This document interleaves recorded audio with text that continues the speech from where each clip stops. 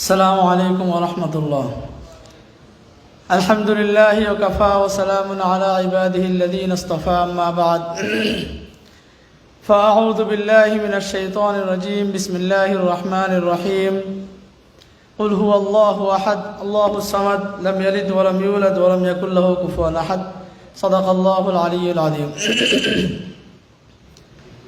حب رسول সাল্লাল্লাহু আলাইহি ওয়াসাল্লাম কনফারেন্স এর উদ্যোগে আয়োজিত আজকের এই সেমিনারের উপস্থিত সম্মানিত উলামায়ে কেরাম, মাদ্রাসার তালেবুল ইলম, আমাদের তাওহীদবাদী মুসলিম ভাই, আমাকে যে বিষয় আলোচনা করতে বলা হয়েছে সেটা হলো হিজবুত তাওহীদ। হিজবুত তাওহীদ সম্পর্কে অনেক আলোচনা আপনারা শুনেছেন। আমরা 2013 সাল থেকে হিজবুত তাওহীদ নিয়ে কাজ করি নোয়াখালীতে। আমি আমার অভিজ্ঞতার আলোকে হিজবুত তাওহীদকে যেভাবে বোঝার চেষ্টা করেছি, যা বুঝতে পেরেছি আর কি। আমার তো সময় হলো 5 মিনিট। আমি শুধু পয়েন্টগুলো আপনাদেরকে বলি। এই পয়েন্টের আলোকে চিন্তা করলে বুঝবেন যে আসলে হিজবুত তাওহীদটা কি।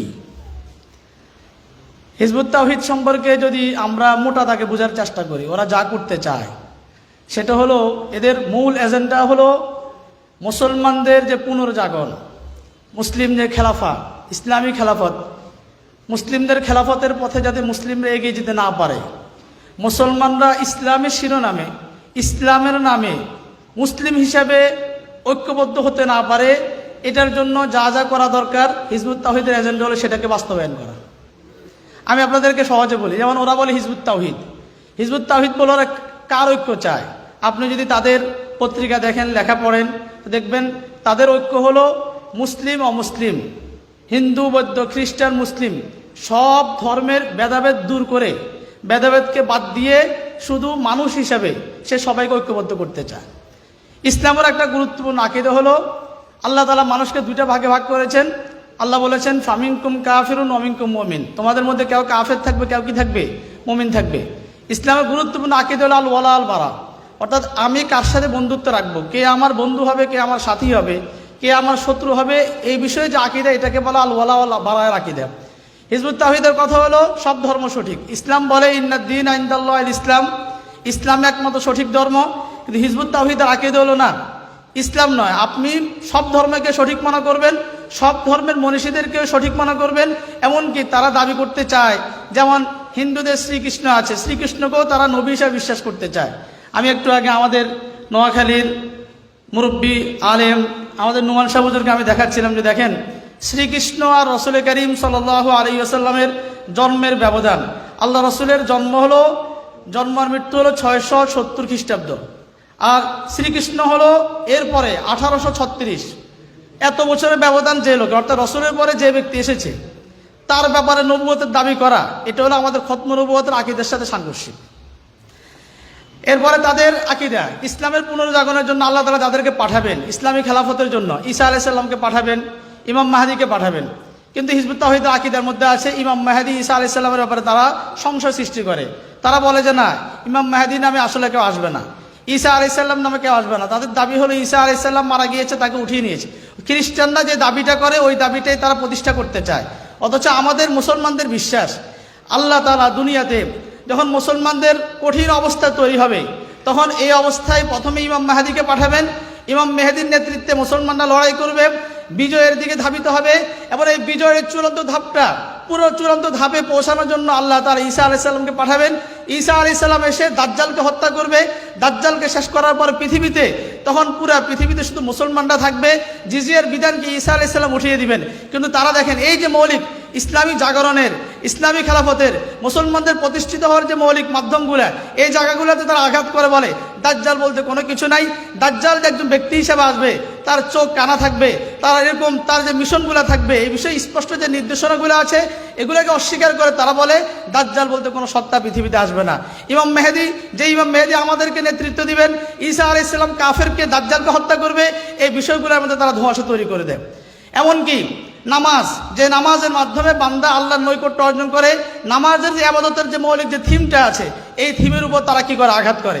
আপনি যদি পুরো বিষয়টা পর্যালোচনা করেন, 1 নম্বর তারা ইত্তেহাদের ডাক দেয়। ইত্তেহাদ মানে আল্লাহ তাআলার সিস্টেম হলো মানুষের মধ্যে দুইটা ভাগ থাকবে, একটা ভাগ থাকবে মুমিন, আরেকটা ভাগ থাকবে কাফির। মানুষের মধ্যে দুইটা শিবির হবে কিয়ামতের আগে, ফুস্তাতু ঈমানিন লা নিফাকা ফিহিম ওয়া ফুস্তাতু নিফাকিন লা ঈমানা ফিহি।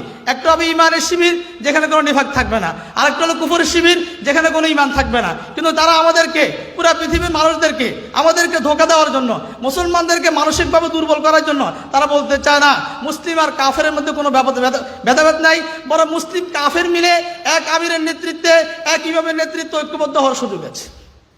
এই জন্য আপনি হিজবুত তাওহীদের চিন্তাটা, ওদের কাজের ইয়াটা বুঝতে হবে আপনাকে। আপনি যদি শুধু বলেন ওরা কিছু নারীদেরকে মাঠে নামিয়ে দেয়, ওরা গান বাজনার বিষয়গুলোতে উল্টাপাল্টা কথাবার্তা বলে, পর্দার বিষয় মানানো, এগুলো সব আমলের বিষয়। আমি বলছি হিজবুত তাওহীদ আমাদের মুসলিম সমাজের মুসলমানদের আকীদার উপর আঘাত করে, মুসলমানদের মৌলিক আদর্শের উপর আঘাত করে, মুসলমানদের উত্থানের যে মৌলিক যে থিমগুলো আছে, যে চিন্তাগুলো আছে, যে বাসনাগুলো আছে, এই জায়গাগুলোর উপর আঘাত করে। অর্থাৎ আপনি যদি পুরো গবেষণাটা করেন, হিজবুত তাওহীদকে আবিষ্কার করবেন, হিজবুত তাওহীদ হলো আমেরিকার থিঙ্ক ট্যাঙ্ক ইন্টারফেথের একটা প্রোডাক্ট। হিজবুত তাওহীদ হলো আমেরিকার থিঙ্ক ট্যাঙ্ক ইন্টারফেথের একটা প্রোডাক্ট। ইন্টারফেথ এটার মূল প্রতিষ্ঠান হলো আমেরিকাতে। ইন্টারফেথের মূল উদ্দেশ্য হলো মুসলিম আর কাফেরদের মধ্যে যে বিভাজন আছে, এই বিভাজন দূর করে কাফেরদের কর্তৃত্ব, কুফরের কর্তৃত্ব সমাজে প্রতিষ্ঠিত করে মুসলমানদেরকে সবসময় পরাজিত গোলাম জাতি হিসেবে মানুষের মাঝে রেখে দেওয়া, যাতে সবসময় মুসলমানরা জুলুম আর নির্যাতনের শিকার হবে, মুসলমান অধপতিত থাকবে, নিপীড়িত থাকবে, আর কাফেররা সব সময় কুফরের নেতৃত্ব দিয়ে মুসলমানদের উপর তাদের কর্তৃত্ব প্রতিষ্ঠিত করবে। এটার মাধ্যমে আল্লাহ তার রাসূলকে যে উদ্দেশ্য লক্ষ্য নিয়ে পাঠিয়েছেন, হুয়াল্লাযী আরসালা রাসূলাহু বিল হুদা ওয়া দীনিল হাক্কি লিইয়ুযহিরাহু আলা দ্বীনি কুল্লি।